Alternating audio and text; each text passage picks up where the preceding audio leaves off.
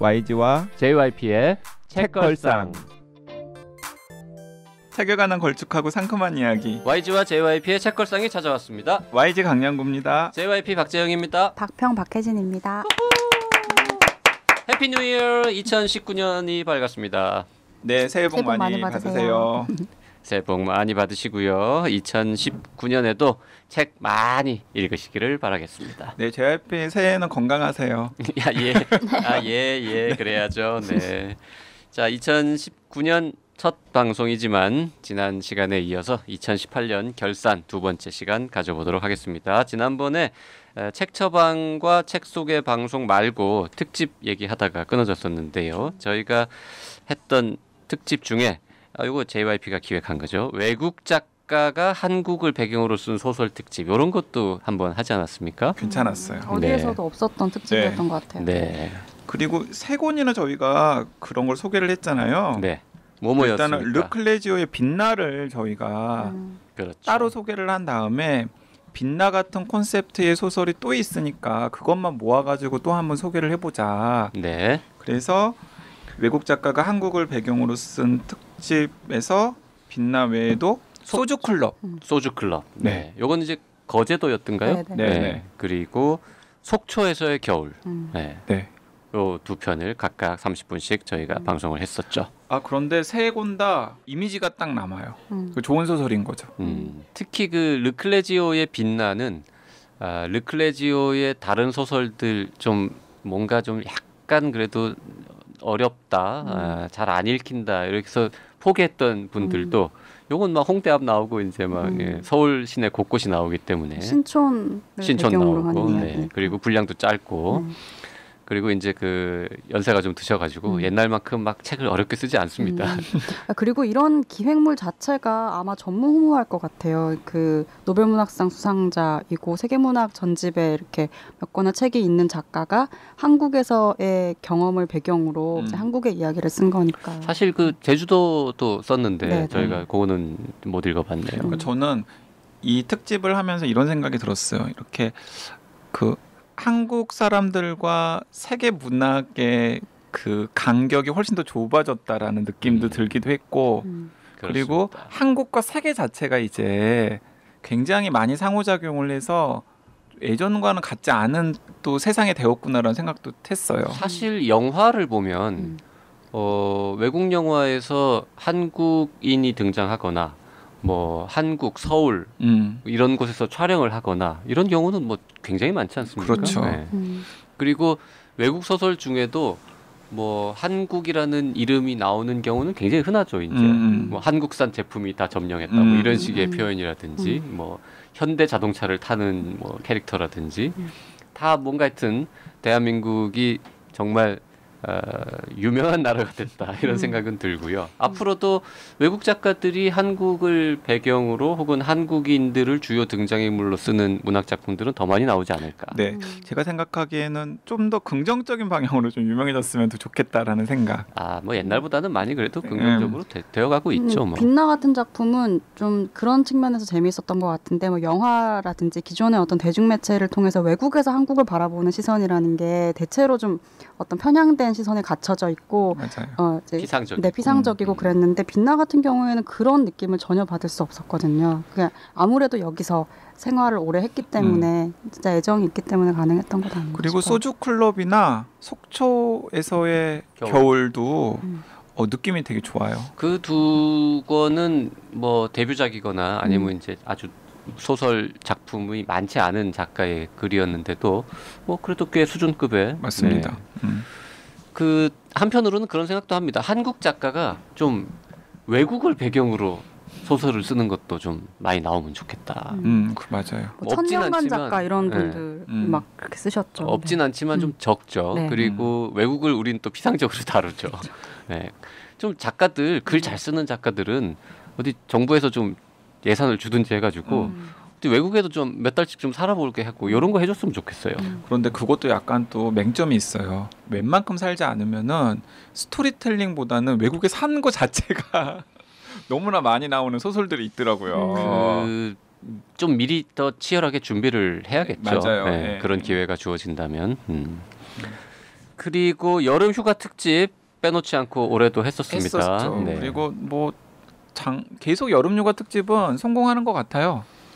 여름 휴가 특집에는 우리 어떤 책들을 소개했었죠? 그때 굉장히 여러 가지 책들을 많이 소개를 했죠. 일단은 그 박평이 우아하고 호쾌한 여자 축구. 자꾸 여자친구래. 여자친구를 원하는 거지. 우아하고 호쾌한 스타일에.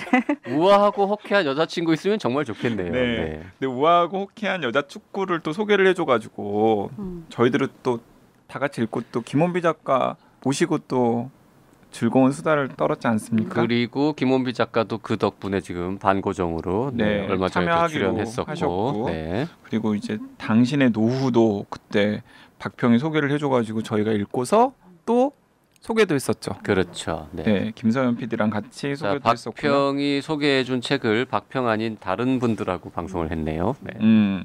당신의 노후도 그렇고 여자 축구도 그렇고. 네. 그리고 그때 왠지 미안한 마음이 막 드는데. 전혀요. 그래도 되나? 뭐 이런 생각이. 네. 그리고 저는 그때 걸크러쉬 그 냄새가 활활 나는 센 여성들이 주인공인 스릴러 소설을 세트로 소개를 했었잖아요. 케미스트, 킬러 넥스트 도어, 비하인드 도어. 네. 비하인드 도어는 한참 지난 다음에 JYP도 읽었는데요. 이거 재밌더라고요. 괜찮았어요? 네, 괜찮았어요. 데뷔작이라고는 믿기지 않을 정도의. 그 비하인드 도어 한번 할까요? 뭐 그것도 괜찮습니다. 네. 다음 책도 나왔죠. 네, 다음 책도 나왔죠. 그리고 그때 이렌 알렉스 카미유 이 3부작을 여름 휴가용으로 YG가 투척을 했었죠. 네, 맞습니다. 네. 그 지금도 그 이렌 알렉스 카미오 읽으시고 막 댓글들 뭐가 더 재밌었다. 나는 이렌 뭐 괜찮았다. 그래도 역시 이렌 결말은 책이 정 떨어지게 하더라. 등등등. 자, 여름 휴가 특집. 2019년에도 여름 휴가 특집을 빨리 하면 좋겠네요. 그래야 여름 휴가가 온다는 뜻이잖아요. 네, 그리고 여름 휴가 특집은 언제든 애청자분들도 기다리고 저희도 할 때 되게 재밌는 것 같아요. 그렇습니다. 이번 여름 휴가 때 무슨 책을 읽을지. 네. 자, 그리고 역시 지난 시간에도 잠깐 얘기했습니다만 정말 어렵게 히가시노 게이고 특집을 했었죠. 네. 하루키 특집보다 더 많은 분들이 들었던 것 같습니다. 하루키 특집 좀 어려웠던 것 같아요. 그 방송하기도 힘들고 근데 그에 반해서 게이고 특집은 좀 가벼운 마음으로 했던 것 같아요. 히가시노 게이고가 뭐 노벨상을 탈 거라고 생각하는 사람은 아무도 없으니까요. 그리고 하루키 특집을 저희가 4번이나 했었어요. 그때는 이제 기사단장 죽이기라는 두꺼운 책이 나왔으니까 그걸로 한 번 한 다음에 하루키 특집을 했었는데 야, 어떻게 하루키 특집을 우리 주제에 했을까요? 겁도 없이. 그러게 말입니다. 겁도 없이. 우린 용감하거든요. 네. 히가시노 게이고도 겁도 없이 했죠, 사실은. 히가시노 게이고를 할 수 있었던 거는 저희가 셋 중에 한 명이라도 최소한 읽은 책들을 쭉 세보니까 한 30권 가까이 되더라. 맞습니다. 그 30권은 할만하지 않냐. 그리고 그 30권만 또 읽어도 히가시노 게이고 읽었다 소리 들을 수 있다라는 또 자신감도 있었죠. 그렇죠. 그 흥미롭게도 저희가 이제 빅데이터 분석을 해가지고 말하면서도 약간 좀 피식피식 웃기는데요. 제가 이 방송 시작하기 전에 봤는데 빅데이터 분석을 직접 손으로 이렇게 하나를 헤어가면서 42이니 43이니 이렇게 티격태격 하시면서 인공지능이 없어서 YG지능이랑 JYP지능이 인지능으로 빅데이터 분석을 했습니다. 네. 그 플레이 숫자를 따져보면은 플레이 숫자 톱 5를 뽑아봤는데요. 아무 의미도 없었습니다. 왜냐하면 저희 방송 특성상 두고두고 계속 많은 분들이 읽으시기 때문에 2018년 1월, 2월에 했던 방송이 전부 상위권에 올라 있습니다. 네, 그래도 이제 뭐 인간의 품격, 서민 독서, 김상욱의 양자 공부. 아마 이거 김상욱 교수 검색 잡혀가지고 또 많이 들으시지 않았나 싶고요. 네. 그리고 40대를 위한 책 처방. 네. 이것도 되게 흥미로운 게 뭐냐면 구글이나 네이버에서 40대 하면은 40대를 위한 책 추천 이런 게 연관 검색어로 뜨더라고요. 그래요. 네. 그런 덕을 좀 보지 않았나 싶고요. 그리고 1월 17일 날 했던 책 처방은 호감을 느끼는 여성에게 읽어주면 좋을 책 이런 주제로 했었는데 이것도 굉장히 상위권에 올라 있습니다. 네. 그런데 그것과 무관하게 이 플레이수가 올랐던 방송 중에서 히가시노 게이고 특집이 있어요. 네, 연초에 나간 거 빼고 네. 기간 변수를 보정한 다음에 봤을 때 최고 플레이는 역시 히가시노 게이고 특집인 것 네, 같고요. 그리고 영화보다 빛나는 혹은 영화가 망친 원작들 특집도 많이들 찾아서 들으셨고요. 네. 아, 이건 아마 장강명 작가의 인기 때문이 아닌가 싶은데 당선 합격 계급도 상위권이었죠. 상위권이었고 그리고 요거는 이제 시즌 2 시작이라고 또 많은 분들이 한번 맞습니다. 클릭해 주신 것 같기도 하고요. 그리고 우리는 마약을 모른다. 네. 그리고 미스 함무라비. 미스 함무라비는 또 드라마랑 맞물려 가지고 검색들을 많이 하셨나 싶고 이갈리아의 딸들 요거는 오르부아르 이제 같은 페미니즘 관련 맞습니다. 네, 책 처방에서 네, 많이들 들어주셨고 오르부아르 편도 많이들 들어주셨습니다. 네. 그리고 주옥 같은 책 처방들도 많이 했어요. 그 책 처방한 책들이 꼭 좋은 책들이었는지에 대해서는 근데 그건 모르겠습니다. 그건 모르겠는데. 네. 올해 저희가 해드린 책 처방 주제는 계산해 보니까 18개나 되더라고요. 야, 네. 그러면 18번 어쨌든 방송을 한 거잖아요. 그렇죠. 야. 18개 방송에 뭐 한 서너 권씩만 했어도 네. 그러니까 올해 이렇게 건수가 많은 거군요. 그리고 이 책 처방은 일단 애청자분들이랑 저희가 같이 만든 거거든요. 애청자분들이 의뢰를 하면은 저희가 그 의뢰에 답해서 맞춤한 책들을 처방을 하는 컨셉이었는데 흥미로운 게 많아요. 아까 JYP가 언급했지만 호감을 느끼는 여성에게 읽어주면 좋을 책. 비혼주의자를 위한 책, 육아하는 아빠를 위한 책 이런 계열도 있었고요. 네, 그리고 멋지게 나이 드는데 도움이 되는 책, 사춘기가 온 것처럼 방황하는 40대를 위한 책. 야, 이거 지금 갑자기 이런 주제를 던지고 처방해봐라 그래도 막 떠오르지 않아요? 어려워요. 네, 이걸 네. 우리가 어떻게 했죠? 네. 네. 박평도 몇 개 참여했었죠. 맞아요. 네, 저도 70대 어머니를 위한 책 같이 했었던 것 같고요. 네. 그리고 인문학 성애자 아내와 실용서 성애자 남편이 함께 읽을 수 있는 책. 저희가 이때 말콤 글래드웰 네. 소개를 했었죠. 그리고 20살 청춘에게 권하는 책 이런 것도 했었고 역사적 사건을 모티브로 한 소설들 네, 이런 것도 했었죠. 네. 네, 그리고 쉽게 읽을 수 있는 실존주의 철학책. 아우, 요건 이런 뭐 것도 했었죠. JYP가 포기했던 네, 주제죠. 요거는 네. 번역이 잘 되어 있는 SF 소설들 이런 거 많이. 그리고 JYP 완전히 그냥 뿜뿜했던 책 처방 코너도 있잖아요. 여행 준비 노하우를 위한 책. 요건 뭐 책 처방 2년 동안 한 것 중에 JYP가 말 제일 많이 한 주제였죠. JYP만 말을 했던. 여행 준비 노하우를 위한 책. 네. 네. 이건 이제 저기 언제가 될지 모르겠지만 JYP가 한번 쓰도록 하겠습니다. 네. 기대됩니다. 네. 올해 집필 들어가시나요? 올해 저 2019년에는 뭐가 됐든 그래도 한 권 써야죠. 저의 최근 책이 2013년도라서 너무 오래됐습니다. 그래서 다음 책을 올해는 꼭 쓰도록 하겠습니다. 저도 올해는 책이 몇 권 나올 것 같은데. 정말요? 재수 없어요. 몇 권 나올 것 같아요. 한 권 쓰는 것도 권이 어려운데. 아닌가 봐요. 저런 YG에게 딱 해주고 싶은 말이 있습니다. 저런 사람을 세 글자로 제업캐라고 합니다. 그게 뭐예요? 재수 없는 캐릭터. 제가 만든 말입니다. 그렇죠. 만든 말이죠. 만든 말인데 몰라서. 앞으로 많은 사람들이 쓸 거예요. 제업캐. 좋잖아, 제업캐. 그러고 보니까 작년에 JYP랑 YG가 만지작만지작 거렸던 책 중에 급식체 사전이라는 책이 있어요. 그거 너무 재밌었어요. 저는 서점에서 쭉 봤거든요. 네. 제가 모르는 말이 거의 없어서 안 샀습니다. 그거 그래요? 박평 재밌었다고요? 네. 박평이나 벌써? 저도 재밌었는데 잘 몰라서 그래. JYP는 거의 다 아는 그게 재밌으면 안 되는 책이래요. 맞아요. 전 사실 잘 약해요. 전 뭐 급식체에 상당히 강한 아재더라고요. 그래가지고 JYP가 굉장히 뻐기면서 야 내가 서점에서 좀 훑어봤는데 야 말 안 되는 거 몇 개 빼놓고 내가 다 아는 거더라. 야. 그래서 이제 나는 내가 말 만들어서 내가 그렇게 재수없게 말했다고? 네, 제업캐라는 급식체 단어를 제가 한번 밀어보겠습니다. 혹시 알아요? 나중에 유명해지면 제일 처음 쓴 사람이 JYP라고. 책걸상에서 YG를 상대로. 책걸상이라는 말도 저희가 만든 말 아닙니까? 그렇죠. 사실. 네. 자, 그리고 저희가 올해 했던 이제 수많은 책들을 장르별로 보면 출판 그 저자의 국적별로 보면은 국내 해외 중에 국내가 훨씬 적네요. 안타깝습니다. 총 167권을 소개했는데 국내 저자의 책이 54권 그리고 해외 저자의 책이 113권이었습니다. 네, 아무래도 뭐 이건 어쩔 수 없는 게 아닌가 싶어요. 그 뭐 인구도 네. 한국인보다는 뭐 외국인이 더 많고 그리고 책 나오는 종수도 해외 번역서들이 더 많지 않아요? 네. 여전히? 번역서가 더 많죠. 그리고 중요한 이유 중에 하나가 소설에서 특히 많이 차이가 나는 것 같습니다. 네. 비소설 분야에서는 국내에서도 꽤 저희가 했는데 소설에서는 아무래도 한국 소설보다는 외국 소설을 훨씬 많이 소개한 것 같은 생각이 들고요.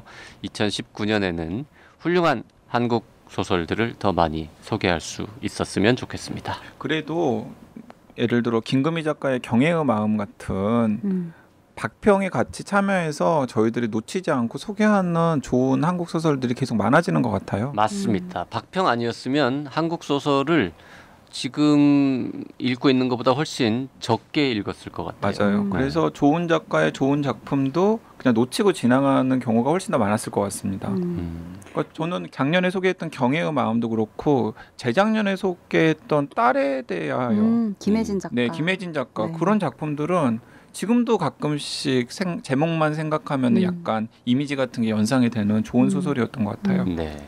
최근에 어떤 그 작가들의 연령 세대도 많이 바뀌고 있고 그 세대들이 형성하고 있는 특유의 어떤 공기들이 만들어내는 새로움이 있어서 많이 소개해드릴 수 있는 작품이 근데 저는 약간 많아지고 살짝 서글프기도 해요.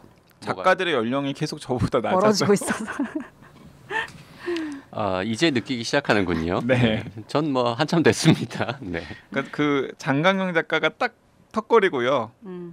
저랑 딱 또래고 이제 그 밑으로 이제 계속 이제 나오는데 다 이제 약간 저보다 나이가 어려가지고 약간씩 뭔가 마음이 좀 그런 느낌이 있더라고요. 그런 다른 연령대의 작품을 특히 소설을 이렇게 읽기가 쉽지는 않은 것 같아요. 이렇게 동세대가 아니라 다른 세대. 그 위로도 마찬가지지만 밑으로도 그렇고. 아니 젊었을 때는 동세대 작가가 없으니까 네, 거의 없으니까 되게 다 나이 많은 분들의 책을 읽었죠. 근데 이제 나이를 먹으면서 점점 동세대 작가들의 책을 읽게 되고 뭐 이젠 젊은 작가들의 책을 읽으면서 또 같이 젊어지려고 노력도 하고 뭐 그래야죠. 맞아요. 동세대 작가들이 기운이 빠져가지고 이제 책을 옛날만큼 열심히 안 내요. 요즘에는 에세이도 그렇고 심지어는 입문서 같은 경우에도 이제 나이가 어린 작가들이 더 많아가지고 예, 저는 나는 도대체 뭐 했나 뭐 이런 생각을 막 하기도 하고 그렇습니다. 네. 자, 2018년에 무려 167권이나 소개를 했는데요.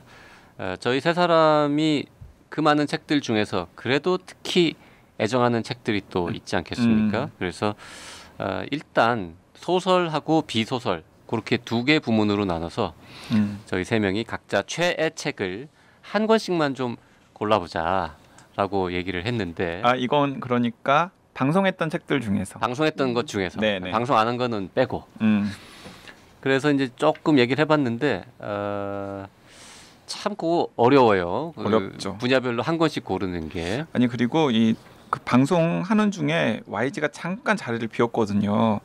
자리를 비운 사이에 이 JYP랑 박평이 이미 작당을 했어.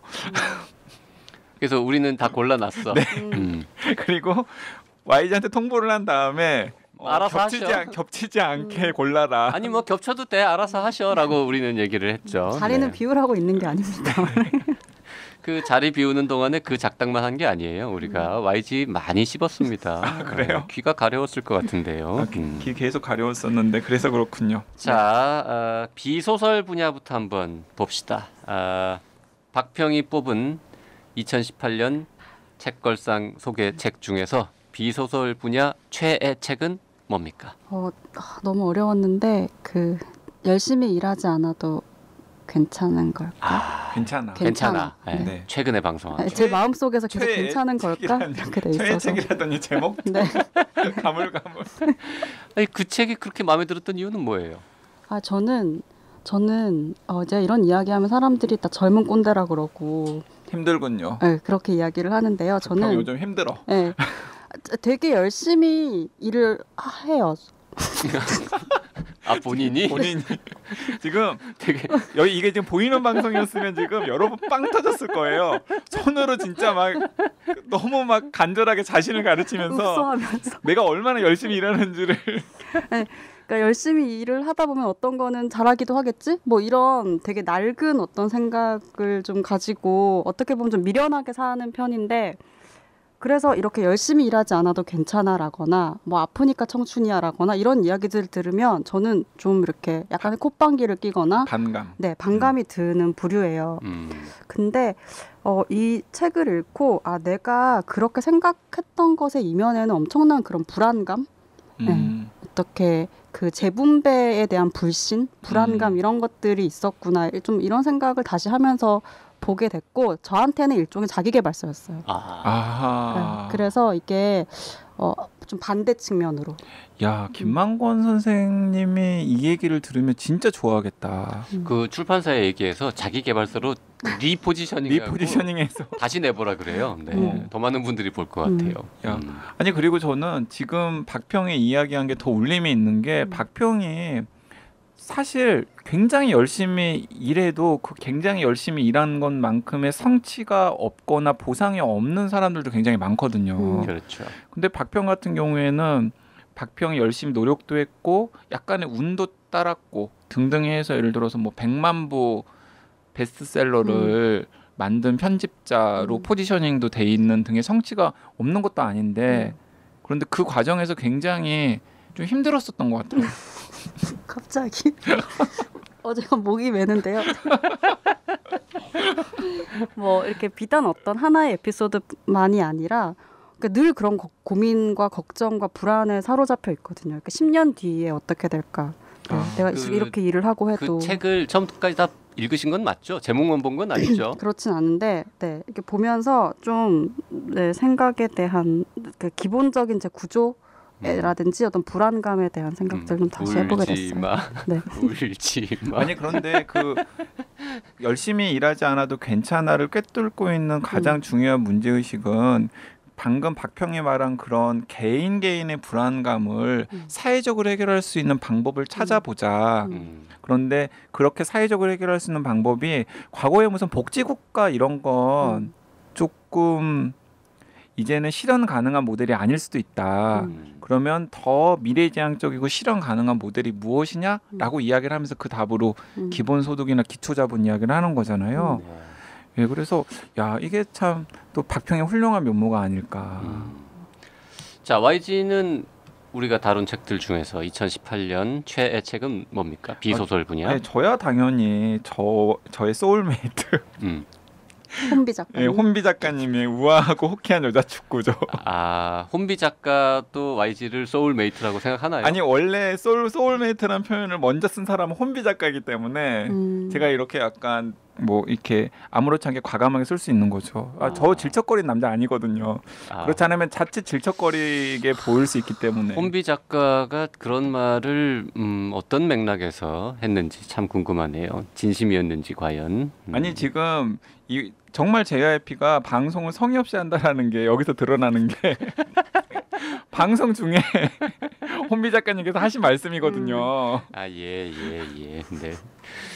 여러 사람 디스하는군요. 네, YG. 그럼 JYP의 새해부터 이러면 안 되는 순간 이게 새해 첫 방송이라는 게 확인이 되었네요. 네, 죄송합니다. 본격적으로 다 2019년에도 YG는 변하지 않습니다. 사람은 원래 잘 안 변하거든요. 그러니까요. 네. 저는 이 우아하고 호쾌한 여자 축구를 전혀 기대를 하지 않고 봤어요. 솔직히 얘기해서. 그래서 더욱 더 인상적이었군요. 네, 그런데 읽는 내내 너무나 유쾌한 거예요. 그리고 제가 우아하고 호쾌한 여자 축구를 소개하면서도 몇 번 강조를 했지만 제가 내 삶의 약간 지론처럼 계속해서 스스로에게도 되뇌고 내 주변에 있는 분들에게도 좀 계속해서 강조하는 것 중에 하나가 세상에 원래 그런 건 없다. 나는 철학이자 문제의식이거든요. 그런데 이 우아하고 호쾌한 여자 축구는 그 세상에 원래 그런 건 없다라는 걸 정말 우아하면서도 호쾌한 필치로 이렇게 마치 뻥하고 축구공이 골대에 들어가듯이 쏘놓은 책인 것 같아서 제가 굉장히 감탄도 했고, 네, 뭐 어떤 부분에서는 뭐 감명도 받았고 또 웃기도 했고, 그래서 굉장히 저한테 좋은 긍정적인 영향을 많이 준 에세이라는 생각이 들어서 우아하고 호쾌한 여자 축구를 꼽았는데 저만 그런 건 아니었던 것 같아요. 사실 JYP도 강력한 후보 중에 하나였습니다. 우아하고 호쾌한 여자 축구를 요거를 최애책으로 할까 말까 망설이다가 결국 전 다른 걸 택했습니다만. 그리고 이 우아하고 호쾌한 여자 축구는 그 작년에 출판문화상인가요? 네. 이게 이제 녹음일 기준으로 보면은 아직 이제 발표가 되진 않았는데 예심에 올랐어요. 그래서 네. 신인 작가잖아요. 어떻게 한국 보면 출판문화상의 네. 10편 중에서 이제 한 편의 그 후보로. 부문이 좀 다른데 그 네. 중에서 이제 올랐는데 상을 탈지 말지 아직은 모르는군요. 네. 네, 그래도 후보에 예심에 올랐어요. 오른 것만으로도 되게 많은 책들이 있잖아요. 근데 그 중에서 한 편으로 올랐다는 건 작가에 대한 가능성 그리고 네, 뭐 그리고 작품으로도 그 이제 심사위원으로 참여하시는 분들의 면면을 제가 다 아는데 우아하고 호쾌한 여자 축구 절대로 선정 안 하실 것 같은 분들이거든요. 근데 그분들 디스하는 게 아니라 되게 감시관도 높으시고 막 까다로우신 분들이고 깐깐한 아저씨들이 많으신데 또 그분들에게도 우아하고 호쾌한 여자 축구가 굉장히 좋은 영향을 줬다라는 거잖아요. 그래서 그런 것들도 저는 이 책이 가지고 있는 힘이 아닌가라는 생각이 들었습니다. 그리고 에세이는 아무 그 뭐 다 그렇다고 볼 수는 없겠지만 에세이가 아주 매력적인 작품들은 보면은 작가가 매력적인 경우가 되게 많아요. 근데 우아하고 호쾌한 여자 축구 같은 경우는 또 작가도 매력적이죠. 그런 것 같아요. 네, 청취자분들이 그 매력을 100% 완전히 못 느끼셔서 안타깝습니다. 저희는 이제 실제로 방송도 같이 하고 밥도 먹고 하고 있으니까요. 근데 요혼비 작가님이 어쨌든 간에 그 책걸상 크루로 참여하셔가지고 여러 가지 매력들을 또 방송을 통해서 보여주실 테니까 뭐 올해도 활약을 기대해 보시면 좋을 것 같습니다. 네.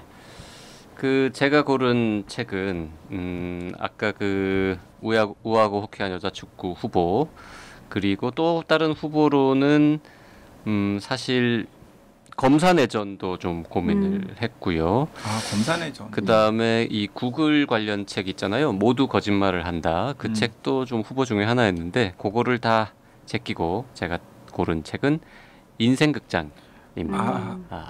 그 방송 중에도 우리나라에 드디어 이제 이런 책이 나오는 걸 보니 대한민국이 정말 선진국이 된 것 같다. 제가 그런 표현을 썼었는데 인생극장이라는 책은 어쨌든 다른 어떤 책과도 구별되는 독특한 장르이자 독특한 매력이 있는 책이라서 아주 인상적으로 본 올해의 비소설로 뽑았습니다. 그리고 인생극장의 주인공들이 JYP 부모님과 그렇죠.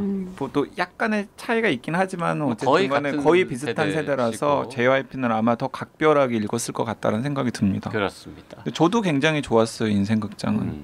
네. 자, 그러면 이제 소설로 넘어가서 올해 우리가 책걸상에서 다룬 책 중에서 한 권만 뽑는다면 난 이게 제일 좋았다. 요거를 발표해 보도록 하겠습니다. 네. 이번에는 뭐 저부터 할까요? 네. 네. 이거 엄청나게 고민됐죠. 고민되죠. 이게 뭐라고. 정말 고민 많이 했는데요.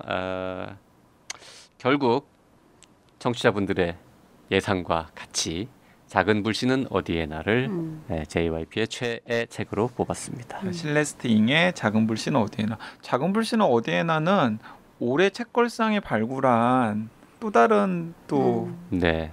걸작이라고 할 수 있죠. 2017년에는 섬에 있는 서점이 있었다면 네. 왜냐하면 작은 불씨는 어디에나를 책걸상에서 소개한 것 때문에 새로 접하신 분들이 꽤 많을 테고 그분들이 읽고서 다 호평을 남겨주셨잖아요. 네. 앞으로도 계속해서 호평들이 많이 쌓여갈 거라고 생각하고 실제로 이 작은 불씨는 어디에나를 책걸상만큼이나 비중 있게 다룬 책방송이나 혹은 서평 이런 거 없었던 것 같아요. 아직 잘 모르시는 것 같습니다. 리뷰도 없고 많지 않고.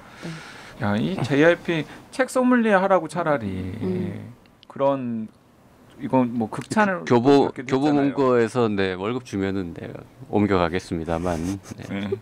거기 진짜 뭐 돗자리 까시는 건가요? 근데 책 소믈리에 하면은 책을 더 읽어야 되는 거 아닙니까? 지금보다? 더 읽어야 엄청 되겠죠. 읽으셔야죠. 아유, 안 아니 근데 할래요. 굳이 안 할래요. 굳이 책 소믈리에를 한다고 해서 와인 소믈리에를 한다고 해서 와인을 다 마시는 건 아니잖아요. 이게 맛만 보고도 맛만 보고. 그게 문제예요. 와인은 맛만 보고도 감별할 수 있는데 책은 안 사실 읽어보시고도 아셨잖아요. 안 읽어보고도 알았잖아요. 그거야 그러니까 운이 좋은 거죠. 그거야. 운이 좋으시잖아요. 네. 지금 박평 계속 약간 경쟁심의 VS를 아니 그 작년에 댓글도 있었잖아요. 박평 너 뭐했니? JYP가 이런 좋은 책을 그러니까요. 픽하는 동안 너는 뭐했니라는. 뭐 운이 좋아서 그런 거고요. 네. 네. 자, YG가 고른 올해의 소설은 뭡니까? 저도 진짜 작은 불씨는 어디에나 너무 좋았고 뭐 비바 제인 같은 책들도 너무 좋았는데 그래도 제가 올해 한국 작가는 김원비, 외국 작가는 우리 할아버지 피에르 르메트르 할아버지. 르노트르. 야, 그래서 왜 오죽하면 르노츠, 네. 르메트르 노벨상 추진위까지 결성을 했을 정도로 근데 그 피에르 르메트르 책을 2번 했죠 저희가. 2번이나 했단 말이죠. 예. 그 중에서는 그래도 오르부아르 역시 예. 대작. 오르부아르 대작. 그리고 저 너무 기대돼요 지금. 빨리 다음 책 작년 초에 프랑스에서 그 다음 책이 나왔잖아요. 다음 이야기. 그거 빨리 지금 번역해가지고 좀 나왔으면 좋겠어요. 아니 그 1년이 됐는데 왜 아직 한국어판은 안 나오는 겁니까? 한참 번역하고 계실 것 같아요. 그 분량 꽤 있지 않을까요? 네, 분량 꽤 있겠죠 당연히. 그 박평래 회사에서 번역하고 있는 건 아닌가 봐요. 모르시는 전혀 걸 아닙니다. 그랬으면 좋았을 텐데. 아마도 오르부아르랑 그리고 사흘 그리고 한 인생을 펴낸 열린 책들에서 그렇겠죠. 열심히 뭐 번역해서 지금 뭐 1-4분기 안에 나오지 않을까 기대를 하고 있습니다. 저희도 기대하겠습니다. 자, 박평은 2018 책걸상 소개 문학 작품 중에서 뭐가 제일 마음에 드십니까? 저도 뭐 그냥 소설 자체만 놓고 보면 오르부아르도 너무 뛰어났고 작은 불씨는 어디에나 또 너무 완성도 높은 작품이었는데 저는 비바 제인을 꼽아요. 비바 제인. 네, 그러니까 소설 우리가 어떤 올해의 소설이다 혹은 지금의 소설이다라고 할 때는 그 소설이 가지고 있는 어떤 내적인 완결성이나 아름다움도 중요하지만 그 책이 위치해 있는 그 사회 안에서 어떤 사람들에게 어떤 영향력을 줄 것인가 이런 것도 되게 중요하다고 저는 생각하거든요. 네. 근데 비바 제이는 뭐 미투라든지 꼭 그런 게 아니더라도 어떤 스캔들로 인해서 되게 삶이 한번 이렇게 나락으로 떨어진 사람들이 그 이후의 삶을 어떻게 건강하게 살아갈 수 있을 것인가 여기에 대한 너무나 큰 응원곡이었고 그런 측면에서 되게 많은 사람들이 실제로 응원을 많이 받았을 것 같아요. 그러니까 뭐 고통이라는 게 되게 성장하는 데 도움이 된다고 말을 하는 건 쉽지만 실제로 그런 것들을 경험하는 사람에게는 너무나 힘든 일이잖아요. 근데 그런 분들에게도 진짜로 어떤 위로가 되는 한 편의 책이 아니었나. 저는 그래서 이 비바 제인이랑 이 오르부아르랑 그리고 작은 불씨는 어디에나는 굉장히 다른 색깔의 소설이고 그런데 약간 또 통하는 면들이 있는 것 같아요. 그 저희 3명한테 2018 책걸상 다룬 소설 중에서 3권을 뽑아라 그러면 딱 요거 3권 뽑을 것 같지 않습니까? 네. 셋 다? 그리고 그 3권이 진짜 절묘하게 약간 통하는 그런 면모가 있는 것 같습니다. 약간 다 정체성에 대한 문제도 다루고 있고요. 그리고 연대와 우정에 대한 이야기도 다루고 있고 그리고 삶의 어려운 고비를 어떻게 극복할 것인가에 대한 문제도 다루고 있고 또 절묘하게도 개인의 문제와 사회의 문제가 또 통합되어서 고민이 되고 있어요. 그래서 저는 책걸상 너무 훌륭한 것 같아요. 결론이 그겁니까? 아니 그게 훌륭한 책들을 쓴 작가가 훌륭한 거지. 아니 근데 그런 작가들의 작품들을 또 이렇게 또 막 깨서 모아가지고 청취자들한테 소개를 한 것 자체가 굉장히 뿌듯하고. 자, 애청자 여러분, 2018년에 저희가 많은 책을 소개했는데요. 당연히 다 못 읽으셨을 겁니다. 저희 세 사람도 그 책을 다 읽지는 않았단 말이죠. 맞습니다. 네. 다 개별 다들 공백들이 있어요. 네. 근데 어쨌든 그 많은 책들 중에서 뭐 해도 바뀌었는데 뭐 좀 읽어볼까? 그 중에서도 제일 중요한 것만 좀 골라주면 안 돼? 이런 생각하시는 분들 계실 것 같아서 저희가 말씀드립니다. 그러니까 몇 권이었죠? 167권. 중에서 일단은 논픽션 중에서는 제가 우아하고 호쾌한 여자 축구, 그리고 박평이 열심히 일하지 않아도 괜찮아. 네. 그리고 JYP가 인생극장. 인생극장 이 세 권을 꼽아주셨고, 그리고 소설 중에서는 저희 세 명이 진짜 마치 약속이라도 한 것처럼 그 작은 불신 어디에나, 비바제인, 네. 그리고 오르부아르 이 세 권을 꼽았는데 이 6권만 진짜 읽어도 뭔가 되게 뿌듯할 것 같아요.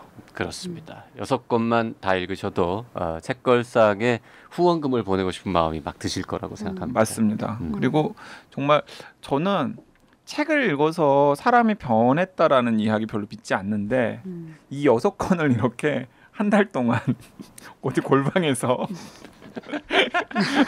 읽으면 그 사람은 뭔가 사람이 좀 더 나은 사람이 되어가지고 세상으로 나오지 않을까. 자, 골방에 갇혀서 한 달 동안 책만 읽으면 무슨 책을 읽어도 사람이 약간 바뀔 것 같습니다. 자, 저희가 2018년의 마지막 날 그리고 2019년 벽두 2회에 걸쳐서 2018년 책걸상 여러 가지 방법으로 결산을 해봤습니다. 네, 애청자 여러분 새해 복 많이 받으시고요. 또 새해에도 책걸상 많이 사랑해 주시고 책도 사랑하는 한 해가 되기를 기원하겠습니다. 박평은 2019년에도 자주 뵙도록 하겠습니다. 네, 많이 불러주세요. 네, 오늘은 여기까지 하겠습니다. 네, 새해 복 많이 받으십시오. 고맙습니다.